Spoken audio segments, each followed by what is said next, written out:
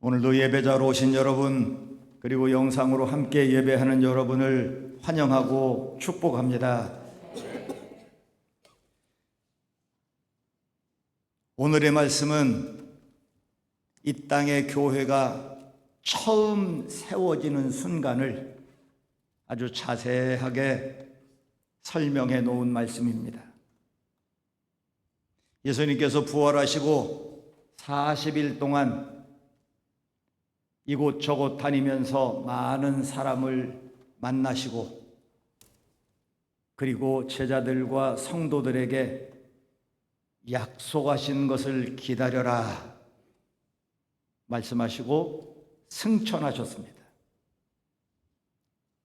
제자들과 그 당시 예수님을 따르던 120명 전부 마가다락방에 모여서 약속하신 성령을 간절히 기다리며 기도하고 말씀을 나누고 그렇게 은혜롭게 지내기를 열흘째 되던 날, 그러니까 예수님이 부활하시고 정확하게 50일째 되는 날, 놀라운 일이 일어났습니다.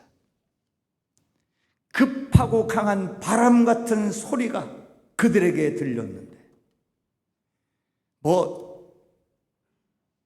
큰 태풍이 불어올 때 그 어마어마한 소리, 토네이도 이런 무시무시한 그런 소리. 그런데 머리카락 하나 흔들리지도 않고 분명 아주 무서운 바람이 휘몰아치는데, 성령의 임재의 순간을 어떻게 다르게 표현할 길이 없어서 이렇게 표현한 거예요. 그들이 느낀 것을 누가가 이렇게 기록한 거예요. 급하고 강한 바람 같은 소리가 저들에게 들렸다 하는 거죠.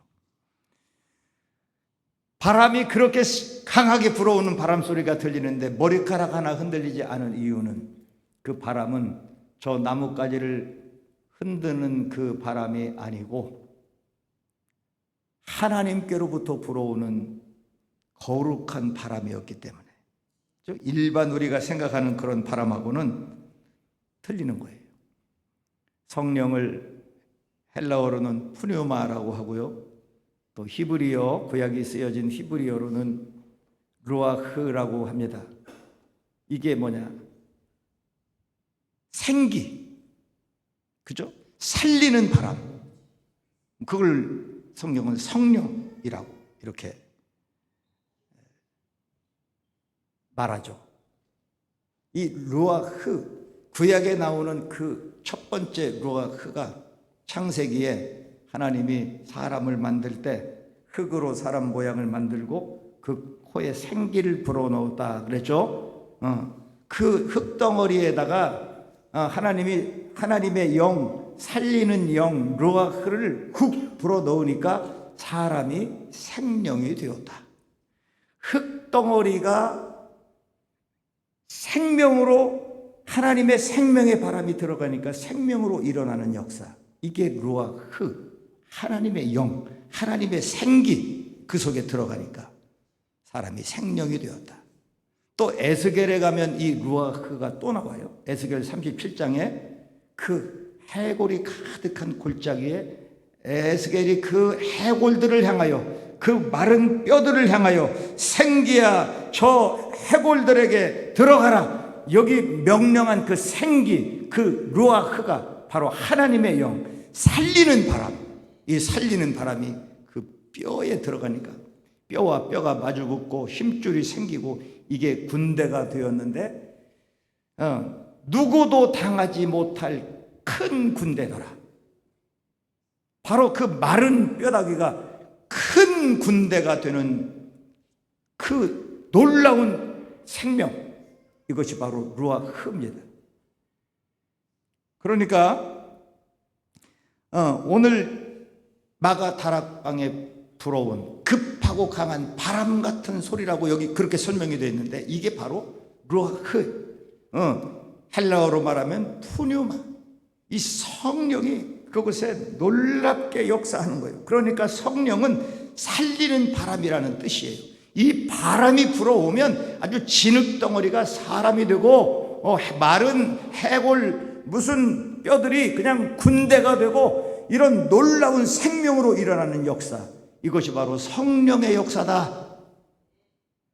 교회의 탄생에 이 교회는 성령이 있어 교회고, 성령이 역사하면 이런 살리는 역사가 일어난다. 이런 놀라운 상징적 사건이 처음 교회의 시작에 일어나게 됩니다. 체코 프라하라는 도시 가면 아름다워요. 그 1000년 넘은 그 건물들이 그냥 그 하늘을 찌를 듯한 첨탑들이 도시 전체가 문화유산이고 그냥 다 보물입니다. 다른 도시들은 전쟁에 2차 대전에 다 폭탄 맞고 망가지고 그랬는데, 이 체코 프라하는 외세가 들어오면 두 손 번쩍 먼저 들으니까 아주 도시가 잘 보호가 됐어요. 그런데 1948년에 2차 대전이 끝나면서 소련 공산당, 그때는 소련이죠. 소련 공산당이 이 동유럽을 다 지배하잖아요. 그래가지고 그 무신론주의의 공산주의가 들어와서 그 찬란한 문화의 도시, 음악의 도시, 풍요의 도시가 완전히 그냥 동토의 땅이 되고 말았어요. 음악이 죽고, 예술이 죽고, 경제가 죽고, 사람들의 마음이 다 죽고, 다 무너졌어요. 종종 이렇게 저항운동을 하기는 했지만 소련군이 그냥 탱크로 전부 다 밀어붙이니까요. 무자비하게 아주 폭압 정치를 하니까 완전히 무너지고 죽었는데, 1968년 공산 통치가 다 끝나고 이제 다시 교회가 세워지고 복음이 회복되었습니다. 그때부터 모든 것들이 살아나기 시작하는데 이것을 프라하의 봄이라고 합니다. 프라하의 봄. 계절이 봄이라 봄이 아니라 모든 얼어붙은 것들이, 모든 억압이 풀리고 자유롭게 되니까 모든 것이 살아난다. 그래서 프라하의 봄이에요. 봄바람이 불어오면 모든 것이 살아나는 역사가 일어나죠. 봄바람이 앵두나무에 붙으면 앵두꽃이 피고 앵두가 열리고, 봄바람이 사과나무에 닿으면 사과꽃이 피고 사과가 열리고, 봄바람이 그냥 얼어붙은 이 다 죽은 것 같은 땅에 닿으면 땅에서 아주 생명이 솟아나고 꽃이 피고 열매가 맺고 곡식이 되고 다 되잖아요. 봄바람이 동네 처녀 마음에 닿으면 시집을 가고, 이 봄바람이 닿는 곳마다 생명의 역사가 일어나. 이 겨울의 찬바람은 모든 걸 다 죽여. 그런데 봄바람이 불어오면 살아나는 역사가 일어나요. 말하자면 성령은 봄바람입니다. 성령의 살리는 바람이 불어오면 살아나는 역사가 일어나요. 죽은 심령이 살아나요. 행복이 살아나요. 관계가 살아나요. 마음이 살아나, 믿음이 살아나, 분위기가 살아나, 모든 것이 살아나. 왜냐하면 성령은 살리는 바람이기 때문에. 급하고 강한 바람 같은 소리, 그래서 성령의 모형 중에 하나가 바람인 거예요. 그래서 이 바람이 불어오면 시원해져. 답답한 것이 시원해지고 모든 죽은 것들이 살아나는 역사가 일어나요. 여러분 가정에 이 성령의 새바람이 불어 넘치기를 축복합니다. 우리 교회에 성령의 바람이 불어 넘치기를 축복합니다. 여러분 심령에, 여러분 관계에, 여러분의 모든 삶의 자리에, 여러분의 일터에 성령의 그 살리는 바람이 불어가서 모든 죽은 것들이 살아나고 생명의 역사가 일어나게 되기를 축원합니다. 그 다음에 교회가 탄생하는 순간에 성령의 임재를 불에 혀처럼 갈라지는 것들이 그들에게 보였고 각 사람 위에 하나씩 임하여 있었다. 이렇게 설명합니다. 불덩어리가 전부 거기 사람들 머리 위에 불덩어리가 막 활활 타오르는 거예요. 불에 혀같이 갈라지는 게 뭐예요? 이 모닥불 피면 막 그 날름거리면서 이게 막 올라가잖아요. 모닥불이 세면, 이런 무슨 촛불 같은 게, 등잔불 같은 게 아니고 이런 불의 혀처럼 갈라지는 이 불덩어리가 전부 사람들 머리 위에 하나씩 있는 거예요. 그런데 한 사람도 뜨거워 뒹구는 사람이 없고 머리카락 하나도 타지 않는 아주 이 초자연적이고 신비한 역사가 일어났다는 거죠. 이런 불 이야기는 창세기에도 나와요. 출애굽기에 모세가 하나님께 부름을 받을 때, 부름을 받을 때 떨기나무에 불꽃이 붙었어요. 그래서 불이 막 활활 타는데 떨기나무는 하나도 타지 않아. 하나도 타지 않는데 불덩어리는 막 타오르는데, 왜냐하면 그게 하나님의 불이기 때문에, 성령의 불이기 때문에. 그러니까 불덩어리는 막 타오르는데 뜨겁지도 않고 타지도 않아. 이런 불이 또 엘리야 하늘에서 불이 내려오는 이야기, 제단에 제물을 태우는데 그냥 그때도 같은 불, 무슨 성냥불 그거 키는 그런 불이 아니고 그런 하나님의 거룩한 불이 각 사람에게 임하여 있었다. 바로 이 마가 다락방에 임한 불이 성령의 불이었습니다. 인류 역사는 불과 함께 발전해 왔습니다. 모든 에너지의 원천은 불입니다.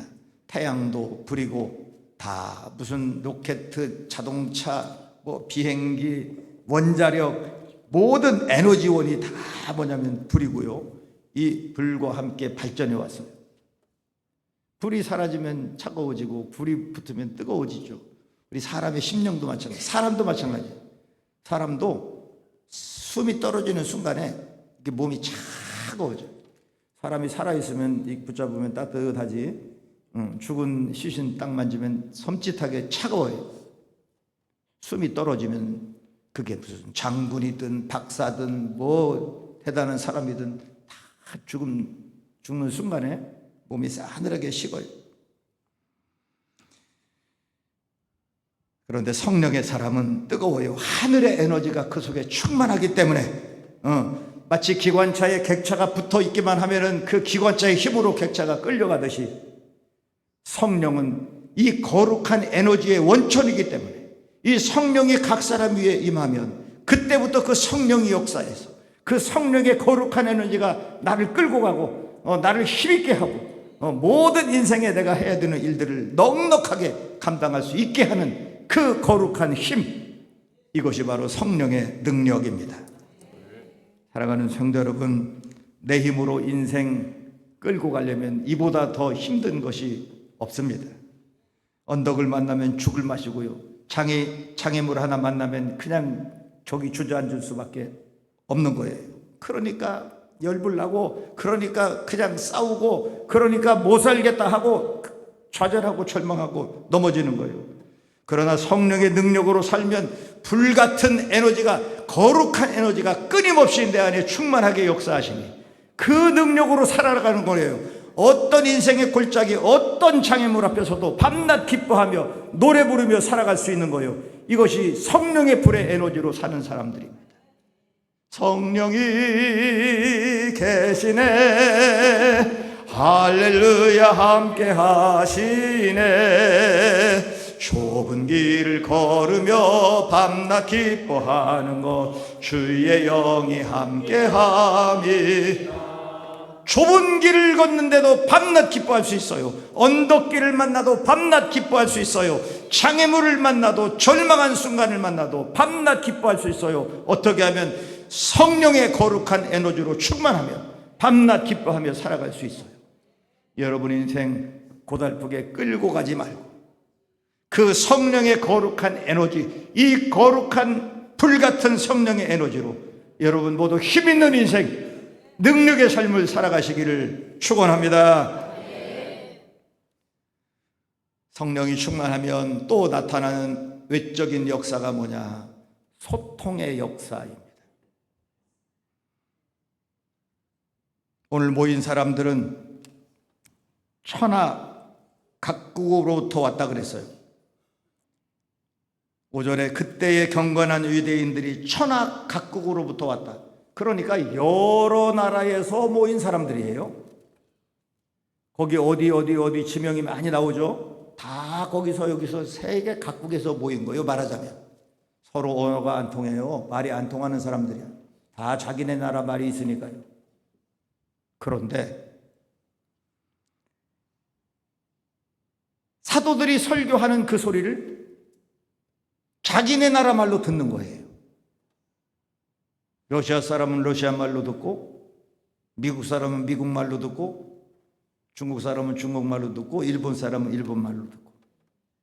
야, 이게요, 세계 최초의 동시 다국적 통역의 역사가 일어난 거예요. 요새는 뭐 기술이 발달해서 전부 이 헤드폰만 끼면 여기서 한국말로 말해도 다 자기네 나라 말로 듣는 기계들이 요새는 있어요. 그런데 그 당시에 어떻게 한 사람이 말하는데 그 말을 거기 모인 사람들이 전부 자기네 나라 말로 알아듣느냐 말이죠. 이 놀라운 신비한 역사는 이례적 사건이에요. 이때만 일어나요. 이때만 일어나요. 그런데 왜 이때 성령이 강림할 때, 교회가 탄생할 때 왜 이런 역사가 일어났고 이걸 성경에 기록했느냐?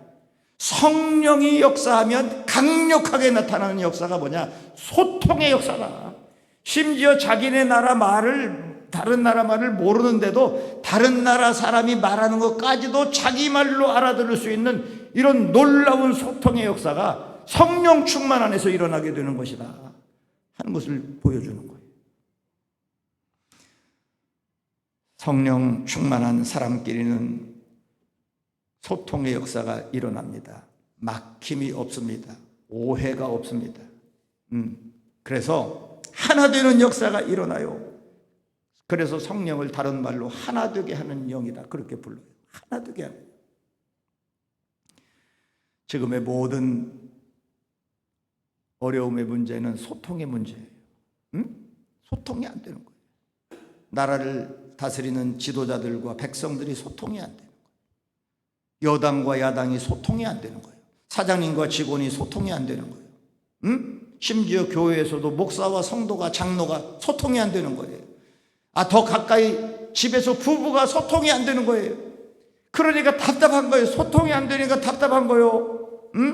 답답하니까 어떻게든지 내가 좀 저걸 좀 귀가 좀 열어가지고 듣게 하려고 목소리가 자꾸 올라가는 거예요.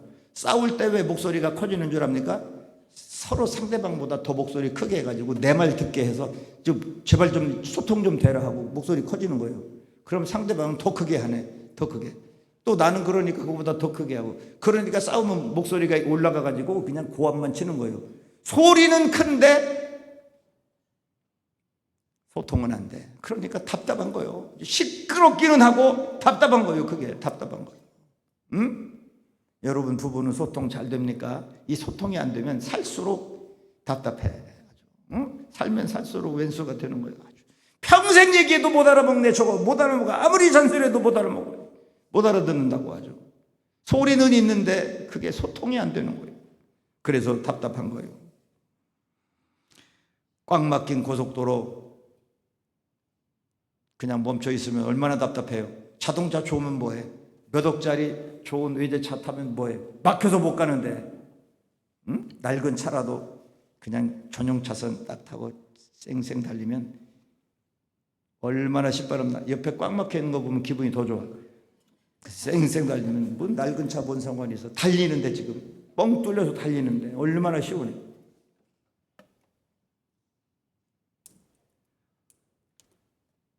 좋은 아파트 살면 뭐해요? 명품 들면 뭐해요? 답답한데 지금 답답한데 꽉 막혀서 죽겠는데.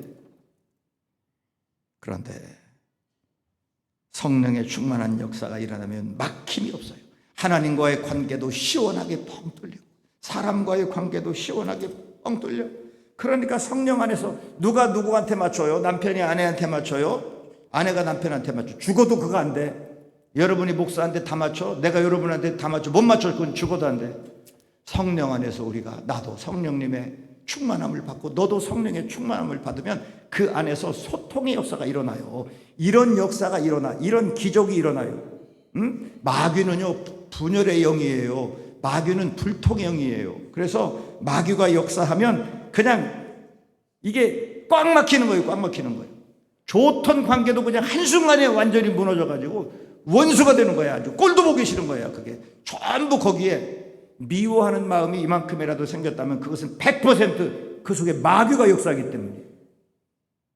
사람이 살면서 잘못할 때도 있지 어떻게 다 잘하겠어요. 잘할 때도 있지만 잘못할 때도 있고 내게 상처 줄 때도 있고 섭섭할 때도 있지. 그런데 마귀가 그 안에 딱 또아리를 틀고 앉아있으면 그거 하나 딱 걸어가지고 너 그때 나한테 그랬지. 이거 3년도 가고 5년도 가고 그 사람만 보면 아주 그냥 밥맛이 딱 떨어지고 아주 꼴도 보기 싫고 그냥 그 사람 근처도 가기 싫고 이거 내 속에 마귀가 역사하기 때문에 그때 뭐 어떻게 해야 돼? 사람이 미워지면 사탄아 물러가라. 자기를 가리켜서 사탄아 물러가라 이렇게 외쳐야 돼. 왜냐하면 그 사탄이 그냥 불통하게 하고 분열하게 하고 미워하게 하고 분노하게 하니까. 성령의 사람은요 너그러워져요. 성령의 사람은 이런 소통의 역사가 일어나니까 소통의 역사가 일어나니까 여러분 우리 교회에 분열의 영이 발붙이지 못하도록 미움의 영이 발붙이지 못하도록 모두가 성령에 충만해야 할 줄 믿습니다. 여러분 가정에도 그런 충만한 성령의 역사 속에 시원한 소통의 은혜가 일어나기를 축복합니다. 성령 충만한 곳에 관계 회복이 일어납니다. 성령 충만한 곳에 부흥이 일어납니다. 성령이 충만한 곳에 완전한 소통이 일어납니다. 이제 우리 교회 안에 초대 교회에 역사하셨던 교회는 성령이 계셔서 교회이고 이것이 바로 교회다 하는 첫 번째 교회의 그 모델이 바로 오늘 기록된 말씀이에요. 성령이 충만하면 이런 역사들이 일어나요. 여러분 심령에 우리 온 교회에 초대교회에 임하셨던 그 같은 성령이 역사하심으로 완전한 소통이 일어나고 그 거룩한 하늘의 에너지로 충만하고 그 능력 가운데 살아가시기를 축원합니다. 하나님 아버지 오늘도 주시는 말씀을 크게 들었습니다. 내 인생 힘들게 끌고 가지 않고 성령의 능력으로 살아가게 하시고 하나 되게 하시는 성령의 은혜 가운데 서로 소통하며 행복한 관계로 살아가게 하여 주시고 바람 같은 그런 거룩한 성령의 살리는 바람이 우리의 가정에 우리 심령에 우리 교회에 차고 넘치게 하셔서 생명의 역사만 충만하게 하여 주시옵소서.